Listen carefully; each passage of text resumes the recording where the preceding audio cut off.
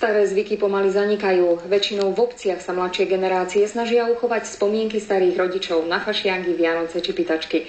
V Lekárovciach pri Michalovciach si poprvý raz pripomenuli, ako sa v ich dedine páralo perie.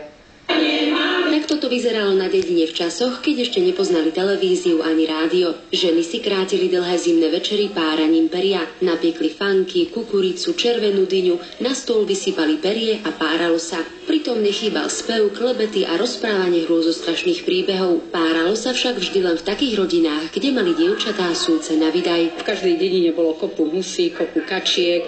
No a samozrejme, že gazdina domáca mala niekoľko cier a musela im pripraviť výbavu. Rok čo rok párali perie, aby mala tá dievka parádne periny. Najstaršia páračka má 77 rokov. Živo si ešte pamätá posledné páračky, ktoré boli v Lekárovciach takmer pred 50 rokmi. Chlapci prišli a ulapili takých ptačkov a on to pustili do toho, píreli to. No tedy život taký bol veselý. Cieľom fašiangových páračiek bolo spojiť 3 generácie. A myslím, že sa nám to podarilo, pretože sme staršej generácii sme teda pripomenuli mladé časy, tej strednej trošku z rozprávania a tej mladej vlastne tým deťom sme ukázali, ako ľudia na dedine trávili voľný čas. Oživovanie zvykov a tradícií chce obec pokračovať i naďalej. Táto pilotná akcia vôbec nie je posledná a už teraz chystá prípravu veľkonočných kraslíc.